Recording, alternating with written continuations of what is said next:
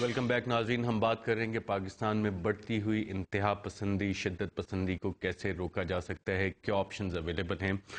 ظفر اللہ خان صاحب، بریک پہ جانے سے پہلے نذر محمد گوندل صاحب نے ایک بات کی کہ قائد اعظم کے افکار پہ بھی حملہ ہے. وہ کیسے؟ شہباز بھٹی کی جو اسیسینیشن ہوئی ہے. دیکھیں، میں دو باتیں ہیں. قائد اعظم کے افکار پہ تو اسی دن حملہ ہو گیا کہ جس پاکستان کی ابتدا انہوں نے کی تھی. اس کے پہلے وزیر قانون جوگیندر ناتھ منڈل تھے. اس کی پہلی کانسٹیچوئنٹ اسمبلی کو پریزائیڈ کیا جس میں قائد اعظم صاحب کا الیکشن ہوا. جوگیندر ناتھ منڈل جو کہ ایک ہندو دلت تھے، لیکن 1950 میں جب انہیں اس ملک سے جانا پڑا تو ان کا استعفیٰ اویلیبل ہے پبلک ریکارڈز میں. جو باتیں انہوں نے خدشے ظاہر کیے تھے کہ جو ریاست کی بنیاد آپ بنانے جا رہے ہیں اس کا لاجیکل انجام وہی ہوگا جو آج ہم بھگت رہے ہیں. اور میں یہ بھی نہیں کہتا کہ جی یہ ذرا اسٹیٹ آف ڈینائل ہے کہ 9/11 سے پہلے ہم ان بیماریوں سے بچے ہوئے تھے. مجھے یاد ہے آپ کے رہنما وزیر اعظم پاکستان تھے. ایک سیکٹیرین پارٹی کا مفرور شخص اس کھلی کچہری میں موجود تھا جس نے کہا کہ جانے کے بعد اپنا احساس دلایا، میں ریاض مسرا کی بات کر رہا ہوں، کہ جی ہم یہاں تک پہنچ سکتے ہیں.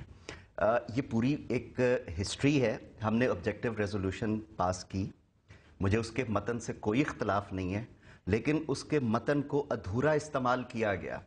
صرف اس کی مذہبی نکات تو اٹھا لیے گئے، لیکن یہاں جمہوریت کا قتل ہوا کہ جو وہی قرارداد کہتی ہے کہ حق حکمرانی عوام کے منتخب نمائندوں کے پاس ہوگا.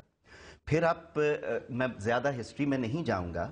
70 کے الیکشن سے پہلے شوکت اسلام اور خطرے میں اسلام نہیں، یہ ایک ڈیبیٹ اور ڈسکورس رہا ہے یہاں پہ. پھر سب سے بڑا المیہ ہوا ہے جب آپ نے سافٹ ویئر میں وائرس ڈال دیا، اور وہ ہوا ہے افغان وار کے دنوں میں جب نبراسکا یونیورسٹی ایسی کتابیں بناتی تھی. لیکن میں اس زمانے کو بھی یاد کر سکتا ہوں. 2 سینیٹر تھے، قاضی لطیف صاحب اور سمیع الحق صاحب. انہوں نے شریعت بل پیش کیا، اس پہ پبلک سفیر میں اتنی ڈیبیٹ ہوئی، لیکن اتنی عدم رواداری اور عدم برداشت کا کلچر نہیں تھا. جہاد، اجتہاد، ان تمام موضوعات پہ مکالمہ ہوتا تھا. لیکن آج ہمیں اس نہج پہ پہنچا دیا گیا ہے جہاں اگلا اگر وضاحت بھی کر رہا ہے تو آپ اسے تسلیم کرنے کے لیے تیار نہیں ہیں. اس کا مطلب ہے اسٹیٹ کی رٹ، جسے آپ اسٹیٹ کی رٹ یہ نہیں ہوتی کہ یہاں پہ وزیر اعظم ہو، صدر ہو.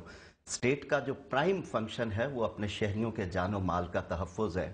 اور جب وزراء، بڑی اچھی بات ہے، قربانیاں دینے والے تاریخ میں یاد رہتے ہیں، لیکن ہمیں یہ بھی دیکھنا ہوگا کہ کہیں یہ قربانی سے ہم بچ بھی سکتے تھے اور حالات بھی بہتر کر سکتے تھے.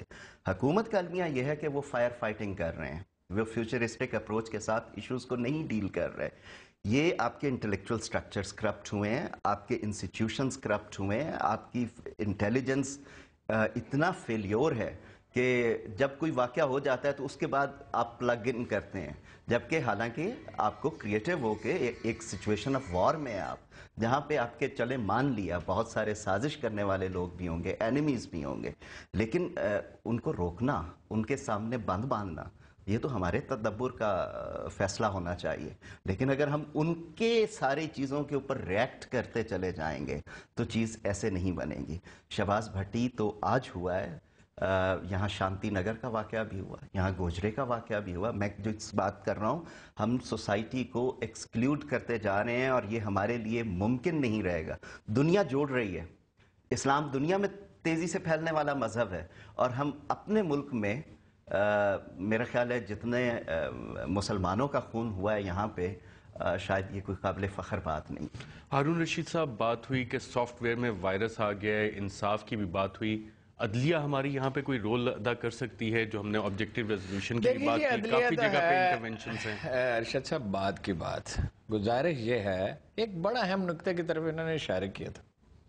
انصاف جہاں نہیں ہوتا ہے وہاں غیبت ہوتی ہے. سب سے پہلے وہاں غیبت شروع ہوتی ہے، پھر شکایت آگے بڑھتی ہے، بغض و عناد ہوتا ہے، پھر مستقل دشمنیاں وجود میں آتی ہیں، پھر اس کی بنیاد پر دھڑے وجود میں آتے ہیں. اس ملک میں جو ستم ہوا، دیکھیں قائد اعظم کے افکار کی انٹرپریٹیشن کوئی لمبا چوڑا مسئلہ نہیں ہے. اس میں تھوڑا سا لوگ اس طرف جھکتے ہیں، تھوڑا سا اس طرف جھکتے ہیں. سیکولرزم کا لفظ ویسے انہوں نے کبھی استعمال نہیں کیا زندگی میں ایک دفعہ بھی. دیکھیے، وہ اعتدال کے آدمی تھے، پریکٹیکل آدمی تھے، وہ اسلام کی اس روح کے آدمی تھے جو اصل روح ہے اس کی. بالکل اس میں کوئی شبہ نہیں. باقی افکار کی انٹرپریٹیشن ہو سکتی ہے. جب ملک کو معاشی انصاف نہیں ملے گا, میں نے اس دن بھی آپ سے کہا تھا 2000 ارب روپے کی کرپشن ہے. یہ کرپشن کون کرتا ہے؟ یہ امریکہ اور برطانیہ یہاں آ کر نہیں کرتے, ہمارے لوگ کرتے ہیں, انہیں موقع دیتے ہیں. سوسائٹی کو ہم نے اتنا کمزور کر دیا کہ باہر سے جو آئے جو چاہے یہاں کرتا رہے, اور ہم اسے روکنے کے قابل نہیں ہیں. ہم تو افغانیوں کو نہیں روک سکتے, امریکہ اور برطانیہ کو کیا روکنا ہے؟ انڈینز کو نہیں روک سکتے. طرح طرح کے گروہ وجود میں آ گئے. میرا ویسے یہ خیال نہیں ہے کہ کل کا واقعہ کہ طالبان ذمہ دار ہیں. میرا خیال ہے اس کی تحقیق ہونی چاہیے. میں کوئی رائے حتمی نہیں دے رہا, اس لیے کہ میرا یہ منصب نہیں ہے کہ میں اس پہ حتمی رائے دوں. دیکھیے وہ پمفلٹ چھوڑ کے گئے, وہ کبھی پمفلٹ چھوڑ کے نہیں گئے, وہ وہیں چھپے ہیں اسی علاقے میں. طالبان اس کا بندوبست نہیں کر سکتے. یہ ناموس رسالت یہ ان کی ترجیح نہیں تھی, یہ ایشو نہیں رہا تھا. جھگڑا تو اس وقت ہے اپنا سی آئی اے کے ساتھ. صدر اوباما تک کو تو انہوں نے استعمال کر لیا اس کو سفارتکار اپنا ثابت کرنے کے لیے. اور آپ اس کی تصدیق کر لیں, ایک آدمی میں بہت سے نام بتا سکتا ہوں آپ کو, شہباز شریف سمیت کئی لوگوں سے میں نے کہا کوئی بڑا واقعہ ہو جائے گا اس سے توجہ ہٹانے کے لیے. اب جو آپ عدالت کی بات کرتے ہیں, دیکھیے سارا بوجھ عدالتوں پہ نہیں ڈالنا چاہیے. یہ ہم سب کی ذمہ داری ہے کہ اٹھ کے کھڑے ہوں. اس کے ایک تو یہ فرقہ واری ہے جو ہے, اس کو کبھی ہم نے ٹھیک طرح سے جج نہیں کیا. ہم اس کو صرف ایک نعرہ سمجھ لیتے ہیں. اور بھائی اس کی بنیاد پر لاکھوں آدمیوں کو تعلیم دی جا رہی ہے, وہابیت کی, دیوبندیت کی, بریلویت کی, شیعت کی. اسلام میں کہاں ہے شیعت, بریلویت, دیوبندیت, یہ پھر کہاں ہے؟ قرآن میں کہاں یہ لفظ ہیں؟ کہاں یہ حدیث میں ہے کہ بھلا امام آئے گا اس کی پیروی ضروری ہوگی؟ بڑے بڑے کبار اہل علم آئے, ان کا احترام ضروری ہے, ان کے نقطہ نظر کو سمجھنا ضروری ہے. اس کو ہم نے پھیلنے دیا اسلام کے نام پہ. کیوں نہیں ہم اس کی مزاحمت کرتے, اٹھ کے کھڑے, اس پہ کھل کے کیوں ہم بات نہیں کرتے؟ اسی طرح یہ جو لوٹ گھسوٹ کا عمل ہے, ہمارے پاس پیسہ ہے کہاں کہ ہم غریبوں کی مدد کریں؟ پیسہ تو سارا ملک سے باہر چلا جاتا ہے, لوٹ ایف بی آر والے کھا جاتے ہیں, اسٹیل مل میں کھا لیا جاتا ہے. ایک قومی تحریک چلنی چاہیے, ٹیکس کلیکشن پوری ہونی چاہیے, کرپشن رکنی چاہیے, معاشی انصاف ہونا چاہیے, اور اداروں کے سربراہ, تمام ادارے, بار بار ان کا نام لیا جاتا ہے, کمپیٹنٹ لوگ ہونے چاہیے. اگر ہم یہ نہیں کرتے اگلے کچھ عرصے میں, میرا خیال ہے اس کا شعور پیدا ہو چکا ہے, اس کے لیے سپورٹ ملے گی اور یہ چلے گی تحریک. تو پھر ہم اسی طرح اکٹھے, آپ یہی پروگرام کرتے رہیں گے, ہم اس میں آتے رہیں گے, اسی طرح ہم روتے رہیں گے. مشاءاللہ صاحب, کوئی 3 پریکٹیکل سٹیپس آپ بتا سکتے ہیں جو انتہا پسندی روکنے کے لیے کیے جا سکتے ہیں؟ ہارون رشید صاحب نے تو کہا کہ ٹیکس کلیکشن بہتر ہونی چاہیے, معاشی انصاف ہونا چاہیے, آواز اٹھانی چاہیے, فرقہ واریت کے خلاف ختم ہونی چاہیے. آپ کے پاس کوئی ریکمنڈیشنز ہو؟ دیکھیں ریکمنڈیشنز کیا, وہ سب کو پتہ ہے, اصل میں تو ہم اس طرف جاتے ہیں. دیکھیں میں 2 مثالیں دینا چاہتا ہوں. ایک حضور پاک صلی اللہ علیہ وسلم کی, کہ جب انہوں نے حجۃ الوداع کا خطبہ دیا تو اس میں انہوں نے کیا بات کی؟ 15-20 منٹ کا خطبہ تھا, دنیا کی سب سے اس سے اچھی تقریر ہو ہی نہیں سکتی. ٹھیک ہے, اس میں انہوں نے سوسائٹی کو کیسے اکٹھا رکھنا ہے اور اس نے کیسے آگے بڑھنا ہے, اس کی کچھ باتیں انہوں نے کہا تھا. اور اس میں بنیادی بات یہی تھی کہ جناب انصاف ہونا چاہیے, کالا گورا, عجم عرب, پڑوسی کے حقوق, فلانا, یہ معاشرہ ہم کیسے قائم کر سکتے ہیں؟ یہی دیکھیں نا, میں وہی تو بتا رہا ہوں نا, اب عرض تو سنیں. اچھا, حیرانگی کی بات یہ ہے کہ کہیں اکانومی کی بات نہیں کی, حالانکہ اکانومی بھی اہم چیز ہے, کوئی ایسا مسئلہ نہیں. پھر آپ ماؤ زیتونگ پہ آ جائیں, لانگ مارچ کے بعد, اس نے بھی اکانومی کی بات نہیں کی, اس نے بھی یہی نقل کی. میں یہ سمجھتا ہوں کہ ساری بات وہی کی جو حضور پاک صلی اللہ علیہ وسلم کی تقریر تھی. تو اس کا مطلب یہ ہوا, دیکھیں یہ جو میٹیریل ہے نا, میٹیریل, آج تو میٹیریل کے پیچھے پوری دنیا, میٹیریل ہیومن بین کے لیے, ٹھیک ہے, ہم نے یہ پریورٹی تبدیل کر دی. ہیومن بین کو لے آئے 20ویں نمبر پہ, اس کی کوئی ویلیو نہیں ہے, بھوکا مرے, ہم سمندر میں پھینکیں گے گیہوں, ان کو اس کو نہیں کھانے کو دیں گے. ٹھیک ہے, تو یہ پریورٹیز ایک تو چینج کرنی پڑیں گی. دوسری بات یہ ہے کہ عدم مساوات جو ہے اور انصاف.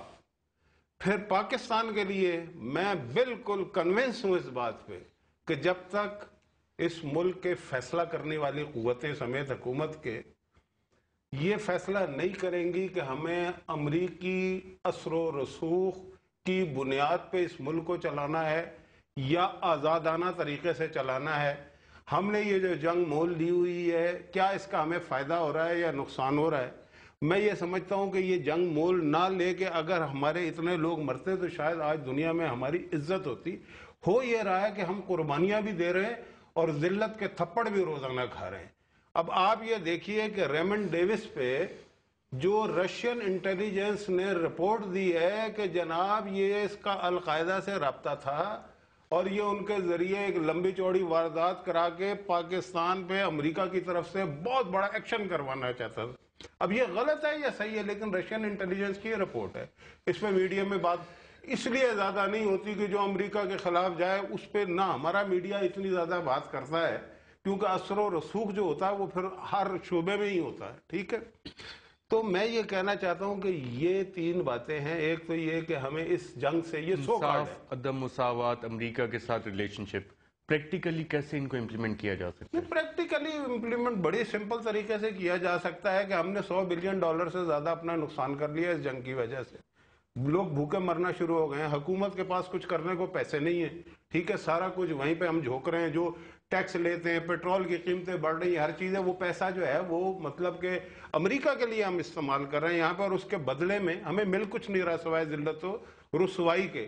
تو اس ذلت اور رسوائی سے دیکھیں، عوام سب سمجھتی ہے. ایک ریڑھی پہ جو پیاز بیچ رہا ہے نا، وہ بھی سمجھتا ہے کہ حکومت کر کیا رہی ہے. اگر ہمارے مشاہد اللہ صاحب، یہاں پہ ہم ایک ڈائریکشن وقفہ لیں گے اور میں سوال پہ دوبارہ آؤں گا کہ پریکٹیکلی ہم چیزوں کو امپلیمنٹ کیسے کر سکتے ہیں. یہ وہ ساری باتیں ہیں جو کہ عوام کافی عرصے سے سنتے آ رہے ہیں. کوشش کریں گے ناظرین کے کوئی پریکٹیکل سٹیپس پہ ہم بات کر سکیں. وقفے کے بعد